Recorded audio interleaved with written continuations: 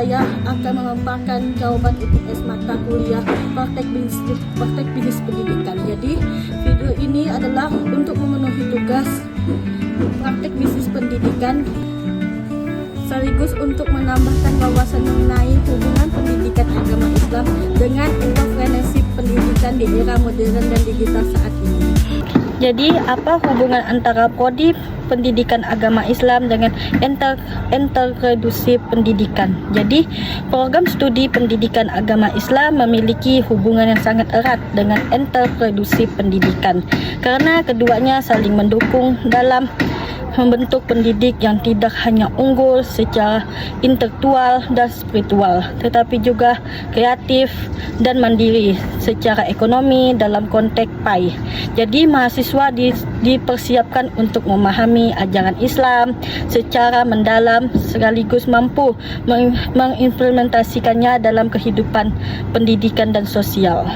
PAI berperan sebagai pondasi utama dalam membentuk karakter calon pendidik yang berakhlak mulia seperti jujur, amanah, tanggung jawab, disiplin, dan ikhlas dalam bekerja, nilai-nilai yang sangat penting dalam dunia entrepreneurship. Karena bisnis pendidikan tidak hanya berorientasi pada keuntungan tetapi juga harus mendepankan nilai moral dan kemanfaatan bagi masyarakat. Tanpa landasan etika Islam, kegiatan usaha pendidikan dapat kehilangan arah dan kecenderung bersifat materialistik. Sementara itu, entrepreneurship memberikan ruang bagi mahasiswa PAI untuk mengembangkan keterampilan inovatif dalam bidang pendidikan seperti menciptakan media, pembelajaran digital, mengolah lembaga pendidikan non-formal dan membuka bimbingan pendidikan non-formal. Sementara itu, entrepreneurship memberikan ruang bagi mahasiswa PAI untuk mengembangkan keterampilan inovatif dalam bidang pendidikan seperti menciptakan media pembelajaran digital, mengelola lembaga pendidikan non formal, membuka bimbingan belajar berbasis nilai agama, hingga mengembangkan konten dakwah edukatif di platform digital. Jadi, pendidikan agama Islam memberikan landasan nilai dan spiritual, sedangkan entrepreneurship memberikan keterampilan, inovasi, manajemen, dan kemandirian ekonomi. Baik, selanjutnya soal nomor 2, yaitu urgensi pengelolaan bisnis pendidikan dan contoh kontrak di lapangan. Jadi pengelolaan bisnis pendidikan memiliki urgensi yang sangat tinggi di era modern saat ini karena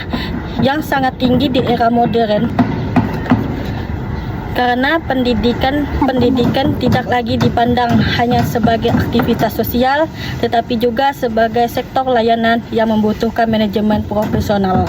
Jadi inovasi berkelanjutan serta sistem pengelolaan yang efektif dan efisien.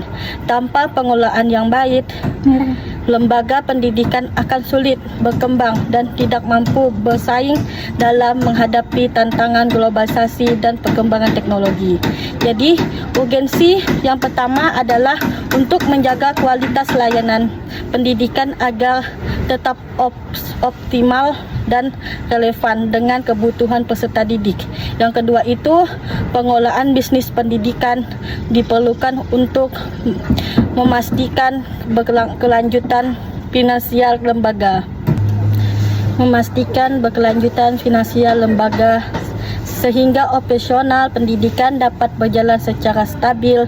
Yang ketiga, pengelolaannya yang baik juga mendorong efisiensi dalam penggunaan sumber daya manusia, kurikulum, serta sarana dan prasarana pendidikan.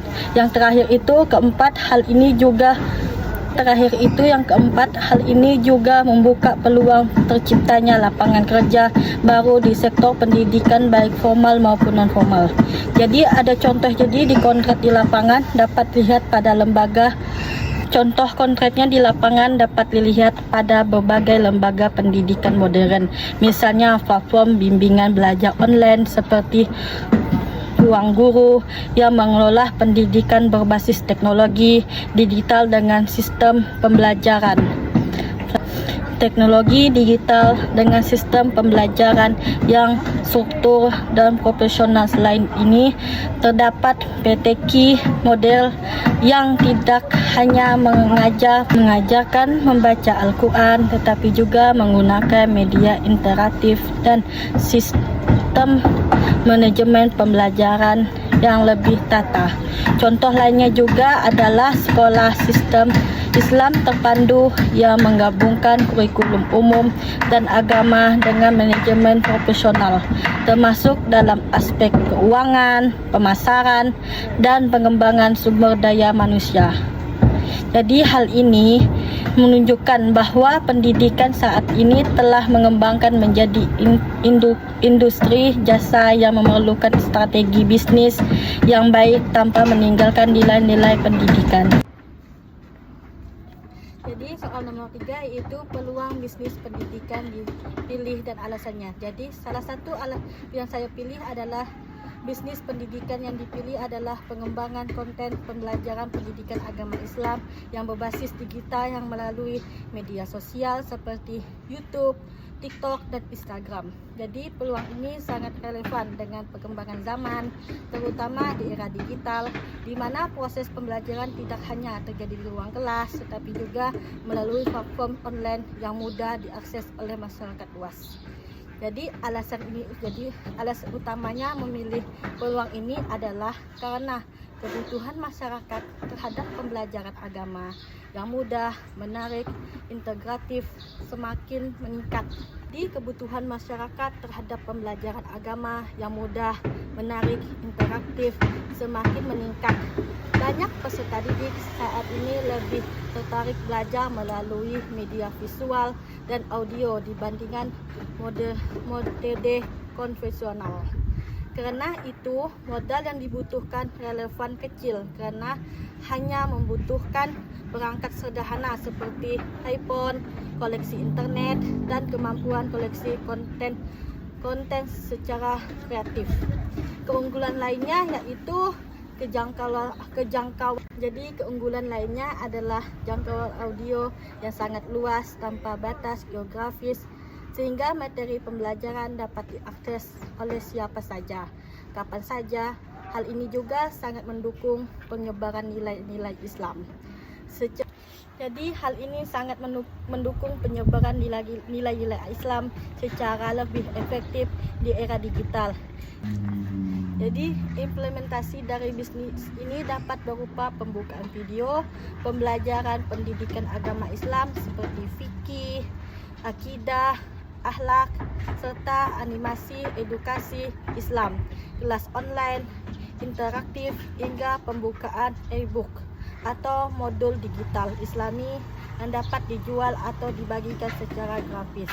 Jadi bisnis ini tidak hanya memberikan keuntungan secara ekonomi, tapi juga memiliki nilai dakwah dan edukasi yang sangat besar, sehingga sejalan dengan tujuan pendidikan Islam dalam membentuk generasi yang berilmu, berakhlak, dan melek teknologi. Demikian pemaparan jawaban UTS mata kuliah praktek bisnis pendidikan yang dapat saya sampaikan. Dari pembahasan tersebut dapat dipahami bahwa pendidikan agama Islam memiliki hubungan antara erat dengan interreduktif pendidikan, terutama dalam pembentukan pendidik yang kreatif, inovatif, berakhlak, dan mampu bermanfaat peluang di bidang pendidikan secara positif. Semoga materi yang saya sampaikan dapat menambah wawasan dan memberikan manfaat bagi kita semua. Saya mohon maaf apabila terdapat kekurangan dalam menyampaikan maupun isi pembahasan. Oke, terima kasih. Itu saja yang yang bisa saya sampaikan. Terima kasih telah memakai. Terima kasih kepada kalian semua yang telah menonton video saya. Sekian dari saya. Assalamualaikum warahmatullahi wabarakatuh.